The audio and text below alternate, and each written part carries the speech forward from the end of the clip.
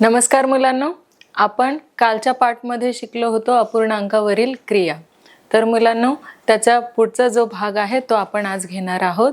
तर बघा मुलांनो, पुढे आपण काही भाग घेणार आहोत जो आहे बघा इथे गुणाकार व्यस्त आपण आज इथे शिकणार आहोत। बघा मुलांनो, गुणाकार व्यस्त म्हणजे काय? तर गुणाकार व्यस्त म्हणजेच छेदाच्या ठिकाणी जो अंश आहे तो अंश छेदाच्या ठिकाणी लिहिणे आणि अंश हा छेदाच्या ठिकाणी आपल्याला लिहायचा आहे। यालाच आपण काय म्हणतो मुलांनो? गुणाकार व्यस्त म्हणतो। बघा मुलांनो, दिलेल्या अपूर्णांकाचा अंश व छेद यांची अदलाबदल करून जो काही अपूर्णांक आपल्याला मिळतो त्या अपूर्णांकालाच आपण काय म्हणतो मुलांनो? त्या अपूर्णांकाला आपण म्हणतो गुणाकार व्यस्त असे म्हणतो। बघा मुलांनो, पुढील उदाहरणाच्या आधारे आपल्याला हे अधिक स्पष्ट करता येईल की गुणाकार व्यस्त म्हणजे काय। तर बघा मुलांनो, इथे आपल्याला काही उदाहरण दिलेले आहे, त्यामुळे आपल्याला गुणाकार व्यस्त म्हणजे काय हे चांगल्या पद्धतीने सांगता येईल। बघा मुलांनो, इथे आपल्याला गुणाकार व्यस्त म्हणजे काय हे अधिक स्पष्ट करून सांगितलेले आहेत। तर बघा, जसे इथे काय दिलेलं आहे मुलांनो, 5/6 चा गुणाकार व्यस्त आपल्याला 6/5 असा दिलेला आहे। इथे काय केलेलं आहे मुलांना, आपण इथे जो काही आपल्याला अपूर्णांक दिलेला आहे तो त्या अपूर्णांकाची आपण काय केलेले आहे? अदला बदल केलेले आहे। अदला बदल म्हणजेच काय मुलांनो, की आपण अंशाच्या ठिकाणी काय घेतलेलं आहे? छेद घेतला आहे आणि छेदाच्या ठिकाणी आपण काय लिहिलेलं आहे? अंश लिहिलेला आहे। म्हणजेच आपल्याला जो काही अपूर्णांक दिला जातो त्या अपूर्णांकामध्ये जो अंश आहे त्या अंशाच्या जागेवर आपल्याला छेद लिहायचा आहे आणि छेदाच्या जागेवर आपल्याला काय लिहायचं आहे मुलांनो? तर अंश लिहायचा आहे। म्हणजेच दिलेल्या अपूर्णांकाचे आपल्याला काय करायचे आहे? अदला बदल करायचे आहे। त्यालाच आपण काय म्हणतो मुलांनो? जो काही अपूर्णांक आपल्याला मिळतो त्याच अपूर्णांकाला आपण काय म्हणतो मुलांनो? तर त्या अपूर्णांकाला आपण गुणाकार व्यस्त असे म्हणतो। तर बघा, इथे आपल्याला काही काय दिलेले आहेत, काही उदाहरणे दिलेले आहेत, त्याद्वारे आपल्याला अधिक स्पष्ट करता येईल की गुणाकार व्यस्त म्हणजे काय। तर बघा मुलांना, इथे दिलेला आहे आपल्याला एक अपूर्णांक दिलेला आहे 5/6 असा आपल्याला काय दिलेला आहे मुलांनो? अपूर्णांक दिलेला आहे। ह्या 5ला आपण काय म्हणू? हा आहे आपला अंश आणि हा जो 6 आहे मुलांनो तो आहे आपला छेद। म्हणजेच हा काय झाला? आपला एक अपूर्णांक झालेला आहे। बघा मुलांनो, त्यालाच आपल्याला काय करायचं आहे? गुणाकार व्यस्त करायचा आहे। तर तो आपण बघा कसं करणार आहोत। आपण इथे काय केलेलं आहे? जो काही छेद आहे मुलांनो तो छेद आपण अंशाच्या ठिकाणी ठेवला आहे, म्हणजे वरती घेतलेला आहे, आणि जो काही अंश आहे तो आपण कुठे लिहिलेला आहे मुलांनो? तो छेदस्थानी लिहिलेला आहे। म्हणजेच या अपूर्णांकाची अदलाबदल करून जो अपूर्णांक आपल्याला मिळतो त्या अपूर्णांकाला आपण काय म्हणतो मुलांनो? त्या अपूर्णांकाला आपण गुणाकार व्यस्त असे म्हणतो। म्हणजेच आपल्याला इथे ह्या अपूर्णांकाचा अदला बदल करून कुठला अपूर्णांक मिळालेला आहे मुलांनो? तर आपल्याला मिळालेला आहे 6/5 हा अपूर्णांक मिळालेला आहे। म्हणजेच ह्या अपूर्णांकाचे आपण काय केलेलं आहे? गुणाकार व्यस्त केलेला आहे। कसा केलेला आहे मुलांनो? तर दिलेला जो काही अपूर्णांक आहे त्याची अदला बदल करून, म्हणजेच अंशाच्या ठिकाणी आपण काय केलेलं आहे? छेद लिहिलेला आहे आणि छेदाच्या ठिकाणी आपण काय केलेलं आहे? अंश लिहिलेला आहे। अशा पद्धतीनेच आपल्याला काय मिळालेलं आहे? एक अपूर्णांक मिळालेला आहे आणि त्या अपूर्णांकालाच आपण काय म्हणू मुलांनो? तर त्या अपूर्णांकालाच आपण गुणाकार व्यस्त असे म्हणू। बघा मुलांनो, पुढेही आपल्याला एक एक्झाम्पल दिलेला आहे की 3/17 याचा गुणाकार व्यस्त तुम्ही कसं करणार मुलांनो? सांगा पाहू।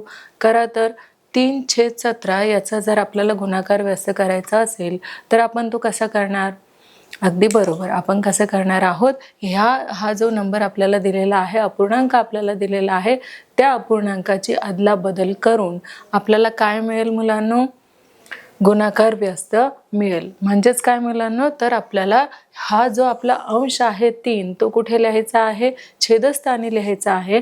आणि आपला जो काही छेद आहे, कुठला छेद मुलांनो? हा आपला छेद 17 आहे, तो आपल्याला कुठे लिहायचा आहे? तर तो आपल्याला अंशस्थानी लिहायचा आहे। म्हणजेच ह्या अपूर्णांकाचे आपण काय केलेले आहे? अदला बदल केलेली आहे। आणि आपल्याला कुठला अपूर्णांक मिळालेला आहे मुलांनो? तर आपल्याला मिळाला आहे 17/3 3. म्हणजेच आपल्याला जो काही अपूर्णांक दिला जातो त्या अपूर्णांकाची अदलाबदल करून जो अपूर्णांक आपल्याला मिळतो त्याच अपूर्णांकाला आपण काय म्हणतो मुलांनो? गुणाकार व्यस्त म्हणतो. बघा पुढेही आपल्याला एक एक्झाम्पल दिलेलं आहे, ते आहे बघा 2चा गुणाकार व्यस्त. इथे आपल्याला काय काढायचं आहे? 2चा गुणाकार व्यस्त काढायचा आहे. तर त्याचा गुणाकार व्यस्त आपल्याला कसा काढता येईल मुलांनो? अगदी बरोबर, त्याचा व्यस्त आपल्याला कसा काढता येईल? गुणाकार व्यस्त आपल्याला कसा काढता येईल मुलांनो? तर 1/2 असा आपल्याला 2चा गुणाकार व्यस्त काढता येणार आहे. म्हणजेच मुलांनो इथे आपली ही जी संकल्पना आहे गुणाकार व्यस्ताची ती आपली इथे क्लिअर झालेली आहे. पुन्हा एकदा बघा मुलांनो, आपल्याला गुणाकार व्यस्त कसा काढता येईल? तर आपल्याला गुणाकार व्यस्त हा जो काही आपल्याला अपूर्णांक दिला जातो त्या अपूर्णांकाचा आपल्याला काय करायचे आहे? अदलाबदल करायची आहे. म्हणजेच अंशाच्या ठिकाणी आपल्याला छेद लिहायचा आहे आणि छेदाच्या ठिकाणी आपल्याला अंश लिहायचा आहे. ही अदलाबदल झाल्यानंतर जो काही आपल्याला अपूर्णांक मिळतो त्या अपूर्णांकालाच आपण काय म्हणतो मुलांनो? गुणाकार व्यस्त असे म्हणतो. नक्कीच मुलांनो इथे तुम्हाला गुणाकार व्यस्त म्हणजे काय हे समजलं असेल. बघा मुलांनो, आपण अधिक स्पष्टीकरणासह इथे आपण बघूया. आपल्याला काय समजले? तर जेव्हा 2 संख्याचा गुणाकार, किती मुलांनो? 2 संख्याचा गुणाकार हा आपल्याला 1 मिळतो तेव्हा गुणाकार व्यस्त आपल्याला करता येतो. आणि जेव्हा शून्याला जेव्हा आपण शून्यानंच गुणतो तर आपल्याला काय येतं मुलांनो? शून्यच येतं. आणि एकाने आपण एकाला गुणल्यानंतर तेव्हा काय येतं मुलांनो? तर 1च येतो.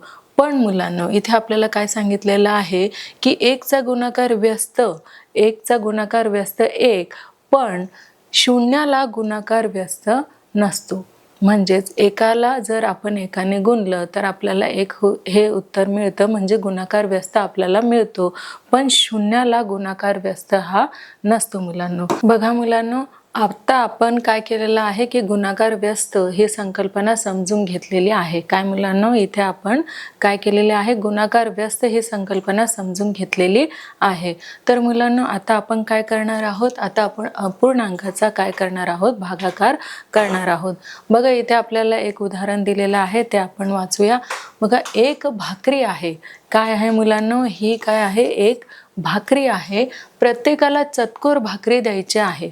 प्रत्येकाला काय द्यायचं आहे मुलांनो? चतकोर भाकरी द्यायची आहे. तर ती किती जणांना पुरेल? आपल्याकडे काय आहे मुलांनो? एक भाकर आहे आणि ती जी भाकर आहे ती आपल्याला काय करायची आहे? किती जणांना द्यायची आहे मुलांनो? तर ती जी भाकर आहे आपल्याला ती 4 जणांना द्यायची आहे.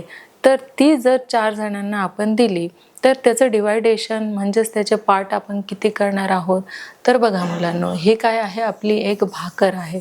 काय आहे मुलांनो? ही आपली एक पूर्ण भाकर आहे. अपूर्ण आहे का? नाही. तर ही आपल्याला काय आहे? एक पूर्ण अशी भाकर आपल्याकडे आहे. आता तिचे आपण काय केलेले आहे? 4 पार्ट केलेले आहेत. बघा मुलांना, तुम्हाला इथे दिसतील की या भाकरीचे आपण काय केलेले आहे? 4 पार्ट केलेले, 4 पार्ट आपण इथे केलेले आहे. म्हणजे ही कशी होती? आधी ही पूर्ण भाकर होती, पण आपण तिचे चतकोर एवढे तुकडे केले आहेत. चतकोर म्हणजेच काय मुलांना? तर पाव आपण काय केलेलं आहे? त्या भाकरीचे तुकडे केलेले आहेत. चतकोर एवढे आपण 4 काय केलेले आहेत? ह्या भाकरीचे तुकडे केलेले आहेत. म्हणजेच बघा, हा जो पार्ट तुम्हाला दिसत आहे, हा जो भाग मुलांना तुम्हाला दिसत आहे, याच भागाला आपण काय म्हणूया मुलांनो? चतकोर असे म्हणूया. तर हे जे भाग आहे हे झाला आपला चतकोर. आणि ह्या एका भाकरीचे आपण काय केलेले आहे? चतकोर असे 4 तुकडे केलेले आहेत मुलांनो. पुढे बघूया. चतकोर पाव म्हणजे 1/4. बघा मुलांनो, मी तुम्हाला आधी सांगितलेलं होतं की ही काय आहे? आधी एक भाकर आहे.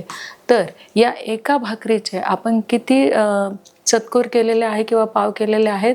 तर 4 केलेले आहेत. किती केलेले आहे मुलांना? आपण एकाचे 4 केलेले आहेत. तर बघा, चतकोर म्हणजे 1/4. किती मुलांनो? 1/4. म्हणजेच आपल्याकडे जी काही एक भाकर आहे त्या एका भाकरीचे आपण किती तुकडे केलेले आहेत? 4 तुकडे केलेले आहेत. त्यालाच आपण काय म्हणतो? चतकोर म्हणतो किंवा पाव असे म्हणतो. पुढे बघूया मुलांनो. दाखवल्याप्रमाणे एका पूर्ण भाकरीचे 4 चतकोर होतील व ती भाकरी 4 जणांना पुरेल. बघा मुलांनो, ही जी भाकर आहे तिचे काय होईल, 4 चतकोर होतील. म्हणजेच एक भाग म्हणजेच एक चतकोर, दुसरा भाग म्हणजेच दुसरा चतकोर, 3 भाग म्हणजे तिसरा चतकोर आणि चौथा भाग म्हणजे 4 चतकोर. तर आपण काय केलेलं आहे, इथे एका भाकरीचे किती चतकोर केलेले आहे, तर 4 चतकोर केलेले आहे. पुढे बघूया मुलांनो. बघा मुलांनो, तर आपल्याला इथे एका भाकरीचे आपण किती केलेले आहेत, 4 तुकडे केलेले आहेत, 4 चतकोर केलेले आहेत. हेच आपण गणिती भाषामध्ये कसे लिहिणार आहोत, तर बघा हेच आपण कसे लिहिणार आहोत, 4 गुणिले 1/4, 4 गुणिले 1/4 म्हणजेच एका भागाचे 4 तुकडे आपण इथे केलेले आहेत. बरोबर काय होईल मुलांनो, बघा 4 1 4 आणि 4 1 4 म्हणजेच आपल्याला एका भाकरीचे आपण किती तुकडे केलेले आहेत मुलांनो, 4 तुकडे केलेले आहेत. पुढे बघूया. बघा मुलांनो, आपल्याला जो काही अपूर्णांक दिलेला आहे, अपूर्णांकाचा भागाकार दिलेला आहे, त्या भागाकाराचे रूपांतर आपल्याला कशात करायचे आहे, तर त्या भागाकाराचे रूपांतर आपल्याला गुणाकारामध्ये करायचे आहे. बघा इथे आपल्याला करून दाखवलेले आहे की 1/1/4 काय मुलांनो, 1/1/4 बरोबर 4. आणि आता आपल्याला ह्या भागाकाराचे हा जो अपूर्णांक दिलेला आहे, या अपूर्णांकाचे आपल्याला कशामध्ये रूपांतर करायचे आहे, तर आपल्याला गुणाकारामध्ये रूपांतर करायचे आहे. बघा मुलांनो, बरोबर 1 गुणिले 4 म्हणजे आपण इथे काय केलेलं आहे मुलांनो, व्यस्त गुणाकार केलेला आहे. म्हणजेच आपण इथे अंशाच्या ठिकाणी छेद घेतलेला आहे आणि छेदाच्या ठिकाणी आपण काय घेतलेलं आहे मुलांनो, अंश घेतलेला आहे. म्हणजेच काय, तर 1 गुणिले 4/1 असेच आपण काय केलेलं आहे, आता जो काही अपूर्णांक आहे, अपूर्णांकाचे आपण भागाकार केलेला आहे आणि त्याच भागाकाराचे रूपांतर आपण कशात केलेले आहे, तर गुणाकारामध्ये केलेले आहे मुलांनो. बघा मुलांनो, इथे आपल्याला एक उदाहरण दिलेलं आहे. ते उदाहरण आपण वाचूया की आता आपण इथे काय करणार आहोत, अपूर्णांकाचा भागाकार. गुळाची प्रत्येक ढेप 1 किलोग्रॅमची अशा 6 ढेपा आहेत. काय आहे मुलांनो, इथे आपल्याला प्रश्न काय दिलेला आहे, तर गुळाची प्रत्येक ढेप 1 किलोग्रॅमची अशा 6 ढेपा. बघा मुलांना, आपण काय करूया, जे आपल्याला उत्तर काढायचं आहे त्यावर आपण टिक करून ठेवूया. बघा, गुळाची प्रत्येक एक ढेप, इथे काय आहे मुलांनो, गुळाची प्रत्येक एक ढेप किती आहे मुलांनो, इथे 1 ढेप. गुळाची प्रत्येक 1 ढेप अशा 6 ढेपा किती मुलांनो, इथे 6 ढेपा आहेत. एका कुटुंबाला महिन्याला 1.5 किलो गूळ लागत असेल तर या ढेपा किती कुटुंबांना पुरतील. काय आपल्याला इथे प्रश्न विचारलेला आहे मुलांनो, की गुळाची प्रत्येक ढेप, गुळाची जी प्रत्येक ढेप आहे ती 1 ढेप किती आहे मुलांनो, गुळाची प्रत्येक ढेप जी आहे ती 1 किलोग्रॅमची आहे. किती आहे, 1 किलोग्रॅमची आहे. तर अशा 6 ढेपा आपल्याला दिलेल्या आहेत. किती मुलांनो, 6 ढेपा आपल्याला दिलेल्या आहेत. तर एका कुटुंबाला महिन्याला 1.5 किलो गूळ लागत असेल. एक कुटुंब आहे आणि त्या कुटुंबाला महिन्याला किती किलो गूळ लागतो, तर 1.5 किलो गूळ लागतो. गुळाची प्रत्येक ढेप जी आहे ती 1 किलोग्रामची आपल्याकडे आहे. तर अशा 6 ढेपा आपल्याकडे आहेत. किती आहेत, 6 ढेपा आहेत. आणि एका कुटुंबाला 1.5 किलो गूळ लागतो. किती किलो मुलांनो, तर 1.5 किलो. किती मुलांनो, 1.5 किलो गूळ आपल्याला इथे एका कुटुंबाला लागत आहे. तर मग या ढेपा किती कुटुंबांना पुरतील, असा आपल्याला इथे प्रश्न विचारलेला आहे. तर आपण तो इथे स्पष्टीकरणाच्या माध्यमातून बघणार आहोत की किती गूळ एका कुटुंबाला लागणार आहे. बघा मुलांना, आपल्याला जो काही प्रश्न विचारला आहे त्या प्रश्नानुसार आपण इथे मांडणी करणार आहोत. बघा, 1.5 किलोग्रॅम म्हणजे 1 पूर्ण व 1 अर्धा. तुम्हाला माहिती आहे 1.5 किलोग्रॅम म्हणजे काय, की 1.5 किलोग्रॅम म्हणजेच 1 पूर्ण व 1 अर्धा. तर इथे काय आहे मुलांना, 1 पूर्ण आहे आणि 1 कसा आहे, अर्धा. तर आपण 1 पूर्ण कसा लिहिणार आहोत, हा आपण इथे लिहिलेला आहे 1 पूर्ण अधिक हा काय आहे मुलांना, तर 1 आहे अर्धा. आपण इथे लिहिलेलं आहे 1 पूर्ण आणि 1 अर्धा. तसंच मुलांनो बरोबर काय येईल बघा, 2 आणि 1 3 आणि छेदस्थानी काय आहे मुलांनो 2 आहे. म्हणजेच आपल्याला काय मिळालेलं आहे मुलांनो 3/2 असं आपल्याला मिळालेलं आहे. बघा मुलांनो आपल्याला उत्तर काय मिळालेलं आहे 3/2 मिळालेलं आहे. तर आता आपण इथे काय करणार आहोत, दिलेला गुळ किती कुटुंबांना पुरेल हे काढण्यासाठी आपण काय करणार आहोत, भागाकार करणार आहोत.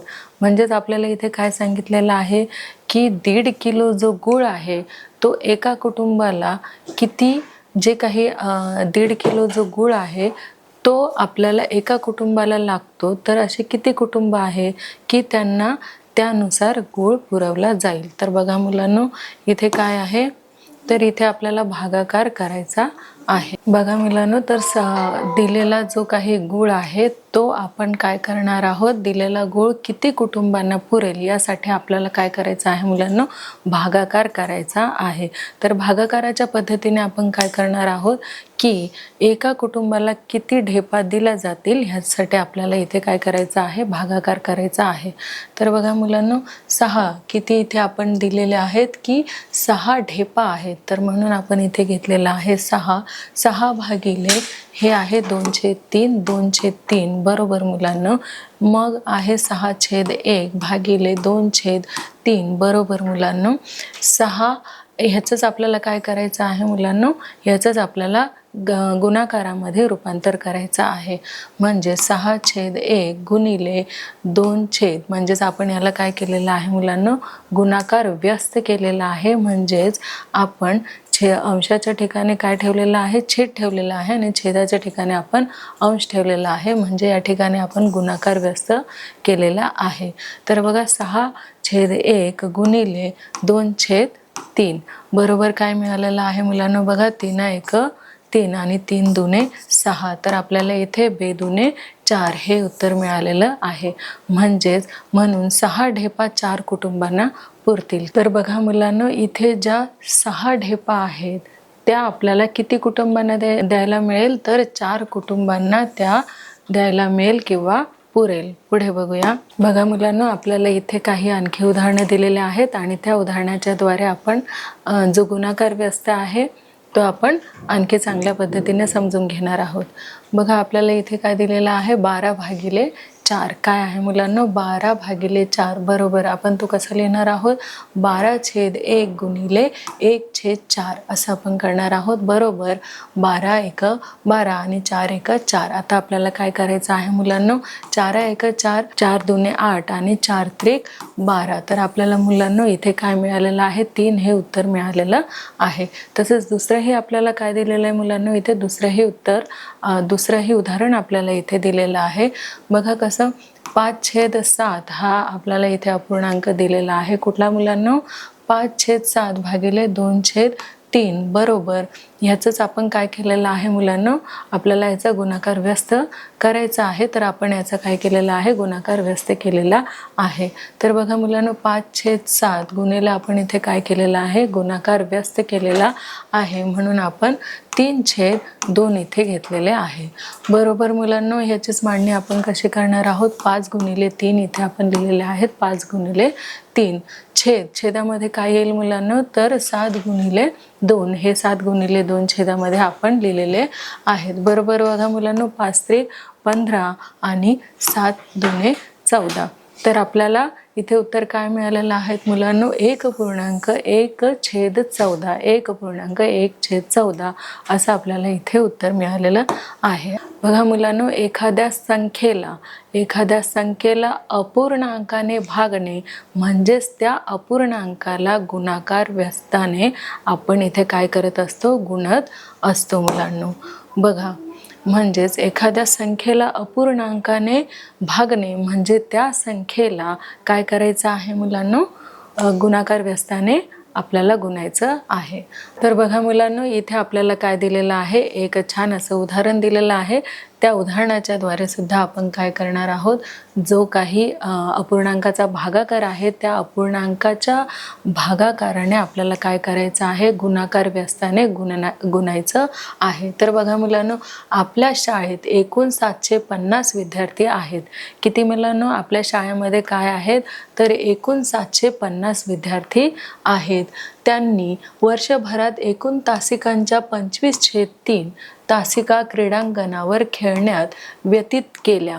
किती मुलांनो, किती तासिका? 25/3 एवढ्या तासिका त्यांनी काय केलेल्या आहेत मुलांनो, क्रीडांगणावर खेळण्यामध्ये त्यांनी काय केलेल्या आहेत, तर व्यतीत केलेल्या आहेत.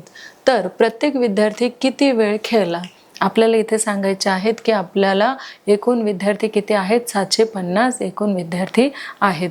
त्यापैकी त्यांनी काय केलेलं आहे, क्रीडांगणावर खेळण्यामध्ये त्यांनी किती तासिका व्यस्त केलेल्या आहेत, तर 25/3 एवढ्या त्यांनी काय केलेल्या आहेत, तासिका व्यतीत केलेल्या आहे. तर आपल्याला भागाकार पद्धतीने आपल्याला इथे लिहून घ्यायचं आहे की 750 विद्यार्थ्यांना, किती मुलांनो, 750 विद्यार्थ्यांना 25/3 किती मुलांनो, 25/3 तासिकांनी भागायचे आहे. किती मुलांनो, 25/3 तासिकांनी काय करायचं आहे, भागायचं आहे. म्हणजे 750 भागिले 25/3 काय करायचं आहे मुलांना, आपल्याला 750 विद्यार्थ्यांना 25/3 या तासिकांनी काय करायचं आहे, तर भागायचं आहे. आपण हे भागाकार पद्धतीमध्ये लिहून घेणार आहोत. म्हणजेच आपल्याला काय करायचं आहे, 350 भागिले 25/3 बरोबर इथे ह्याचेच आपल्याला काय करायचं आहे मुलांना, गुणाकार व्यस्त करायचा आहे. तर बघा मुलांना, आपण इथे काय केलेलं आहे, इथे आपण भागाकार पद्धतीने आपण इथे मांडणी केलेली आहे. 750 भागिले 25/3 बरोबर आपण इथे काय केलेलं आहे, गुणाकार व्यस्त केलेला आहे. म्हणजे 750 गुणिले 3/25 असं आपण इथे केलेलं आहे. आपलं उत्तर काय आलेलं आहे मुलांनो, तर इथे आपलं उत्तर आलेलं आहे 30 गुणिले 3. तर आपल्याला इथे काय करायचं आहे, 30 आपल्याला 3ला गुणायचं आहे. म्हणजेच आपलं उत्तर काय येईल मुलांनो, 90 असं इथे येणार आहे. तर पुढे बघा, 90 तास प्रत्येक विद्यार्थ्याने क्रीडांगणावर घालवले. किती तास मुलांनो विद्यार्थ्यांनी क्रीडांगणावर घालवले, व्यतीत केले, तर 90 तास जे काही मुलं आहेत त्यांनी काय केलं, व्यतीत केलेले आहेत. पुढे बघूया. तर मुलांनो बघा, पुढे आपल्याला काय दिलेलं आहे की रामानुजन चौरस आपल्याला इथे दिलेला आहे. म्हणजेच आपल्या समोर काय आहे मुलांनो, आपल्या समोर एक चौरस आहे आणि त्या चौरसामध्ये आपल्याला काय दिलेलं आहे मुलांनो, वेगवेगळे नंबर्स दिलेले आहेत, वेगवेगळ्या संख्या आपल्याला इथे दिलेल्या आहेत. मुलांनो, रामानुजन म्हणजे कोण, रामानुजन कोण आहे तुम्हाला सांगता येईल का मुलांनो? तर रामानुजन जो आहे तो एक गणित तज्ञ आहे, खूप मोठा तो गणित तज्ञ आहे. तर त्यांनी ही जी सारणी आहे ते आपल्याला दिलेली आहे, हा तक्ता आपल्याला दिलेला आहे आणि काही त्याच्यामध्ये काय विचारलेले आहेत मुलांनो, तर प्रश्न विचारलेले आहेत. बघा मुलांनो, पहिला प्रश्न त्यांनी आपल्याला काय विचारलेला आहे की या चौरसातील आडव्या, उभ्या व तिरक्या ओळीतील 4 संख्येची बेरीज किती येते. काय सांगितलं आहे मुलांना आपल्याला इथे की आपल्याला इथे त्यांनी सांगितलेलं आहे की उभ्या, आडव्या आणि तिरक्या यांची जी काही बेरीज आहे ती सारखी येते का, तर आपल्याला या प्रश्नाचं उत्तर द्यायचं आहे मुलांनो. बघा, ते प्रश्नाचं उत्तर आपल्याला कसं देता येईल, तर आपल्याला इथे काय करायचं आहे, आधी आपण काय करूया, आडव्या ज्या काही संख्या आहेत त्या आपण इथे लिहून घेऊया. बघा, पहिला नंबर काय असेल मुलांनो, पहिला नंबर असेल 19. दुसरा काय आहे मुलांनो, तर दुसरा आहे 86. तिसरा काय असेल मुलांनो, तर तिसरा आहे 23. आणि चौथा कुठला आहे मुलांनो, तर तो आहे 11. आपण इथे काय लिहिलेलं आहे मुलांनो, आपण इथे नंबर लिहिलेले आहेत. तर बघा, याचे आपल्याला काय करायचे आहे, काय सांगितलं आपल्याला प्रश्नामध्ये, काय करायचे आहे मुलांनो, इथे आपल्याला बेरीज करायची आहे. आणि हा प्रश्न आपल्याला कोणी विचारलेला आहे, रामानुजन यांनी विचारलेला आहे. आणि रामानुजन हे कोण आहेत, तर रामानुजन हे एक खूप मोठे गणिततज्ञ आहेत. त्यांनी ही काही सारणी आपल्याला दिलेली आहे. त्या सारणीमध्ये त्यांनी आपल्याला काय सांगितलेलं आहे मुलांनो, तर आडव्या, उभ्या, तिरक्या, आडव्या, उभ्या आणि तिरक्या हे आपल्याला नंबर्स घ्यायला सांगितलेले आहे आणि त्या नंबर्सद्वारे आपल्याला काय करायला सांगितलेलं आहे मुलांनो, तर बेरीज करायला सांगितलेली आहे. तर आपण ह्याची बेरीज करणार आहोत मुलांनो. बघा इथे आपण नंबर लिहून बघूया. आधी आपण उभे नंबर लिहूया. इथे आपण नंबर लिहिलेले आहेत 22, 88, 10 आणि 19 असे काय लिहिलेले आहेत मुलांना, आपण इथे नंबर लिहिलेले आहेत. आता त्याच्या आपल्याला काय करायचे आहे, तर त्याची आपल्याला बेरीज करायची आहे. तर बघा मुलांना इथे आपण काय करूया, ह्याची बेरीज करूया. बघा 2 आणि 8 किती होतात मुलांनो, 10. 10 आणि 9 किती होतात मुलांनो, 19. तर 19 मधून आपण इथे किती लिहिणार आहोत, 9 लिहिणार आहोत आणि 1 देणार आहोत, आपण हातचा राखणार आहोत. तर इथे हे आपल्याला हे नंबर जे आहेत ते काउंट करायचे आहेत. बघा 1 आणि 2 3 होतात. 3 आणि 8 किती मुलांनो, हा अगदी बरोबर. बघा 8 9 10 11 12 13. तर इथे किती नंबर मिळालेला आहे मुलांना, आपल्याला 139 हा आपल्याला नंबर मिळालेला आहे. कुठल्या नंबरचा, ह्या सारणीमध्ये जे काही नंबर्स दिलेले आहेत त्या नंबरपैकी आपण जी काही उभा जो तक्ता आहे, उभी जी सारणी आहे त्याचे नंबर आपल्याला आपण घेतलेले आहे आणि आपल्याला काय मिळालेलं आहे मुलांनो, आपल्याला जो काही नंबर मिळालेला आहे तो आहे 139. बघा आता हाच नंबर आपल्याला जे काही आडव्यामध्ये नंबर दिलेले आहे त्याचाच आपल्याला सेम नंबर मिळणार आहे का, ते आपण तपासून बघूया. बघा मुलांनो इथे आपण लिहिणार आहे 19, पुढे लिहिणार आहेत 86 आणि त्याच्या पुढे लिहिणार आहोत आपण 23 आणि मग लिहिणार आहोत मुलांनो आपण 11. आता इथे आपल्याला काय करायचं आहे मुलांनो, याची आपल्याला बेरीज करायची आहे. तर बघा 9 आणि 6 किती होणार मुलांनो, 15 होणार. 15 13 14 15 आणि बघा हा मुलांनो किती आपल्याला नंबर इथे मिळत आहे, आपण कुठला नंबर घेतला आहे, 19, 86, 23 आणि 11. तर बघा इथे मुलांना किती नंबर होतो आहे, 1 आणि 3 4, 4 आणि 6 10, 10 आणि 9 किती होतात, 19. तर आपण इथे 9 लिहूया आणि 1 कुठे देणार आहोत, आपण हातच्याला देणार आहोत.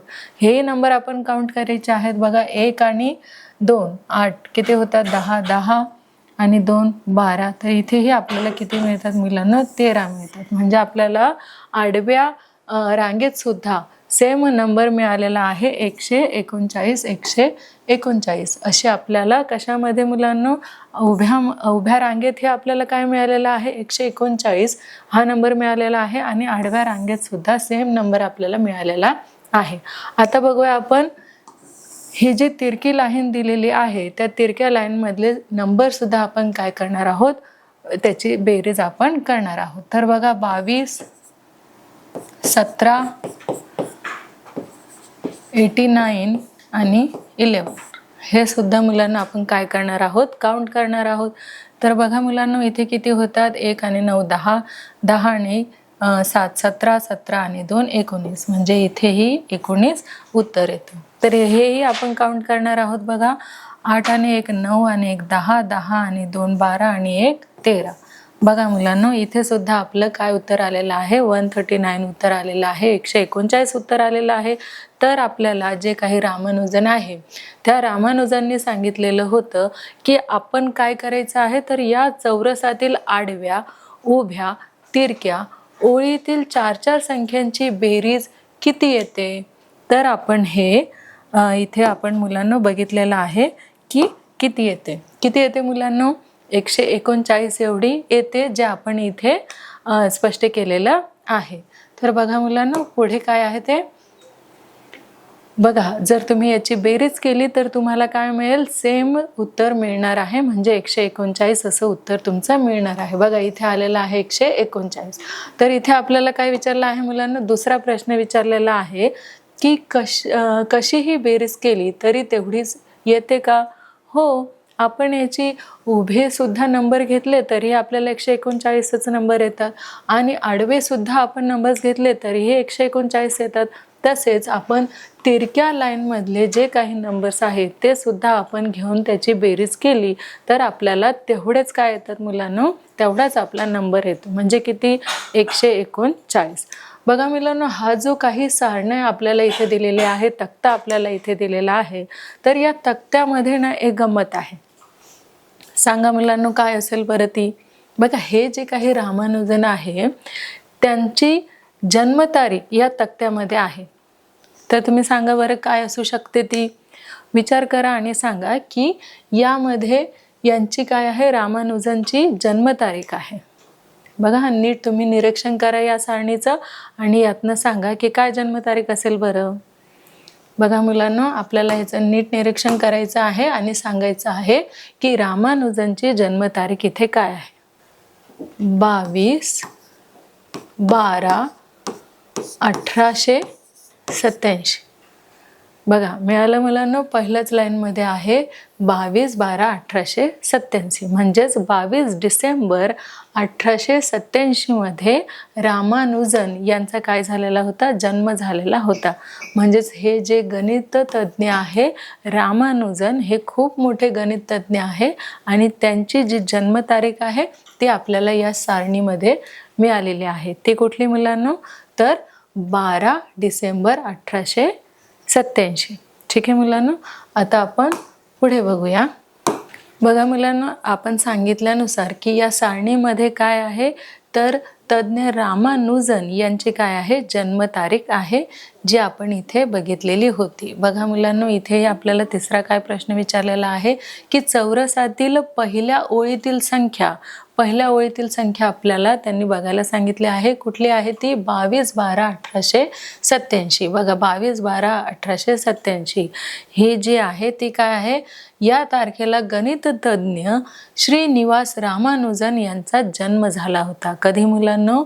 तर 22 डिसेंबर 1887 मध्ये गणित तज्ज्ञ श्रीनिवास रामानुजन यांचा काय झाला होता? जन्म झालेला होता. पुढे बघूया मुलांनो. पुढे बघा, अशा प्रकारे आपण इथे काय शिकलो आहोत मुलांनो? तर इथे आपण बेरीज, वजाबाकी, गुणाकार आणि भागाकार ह्या विविध क्रियेने आपण इथे शिकलेलो आहोत. तर नक्कीच मुलांनो, हा पाठ तुम्हाला कसा वाटला आहे? हा पाठ नक्कीच तुम्हाला समजला असेलच. तर आता आपण पुढच्या पाठात लवकरच भेटूया आणि अशाच विविध संकल्पना त्यातही आपण स्पष्ट करूया.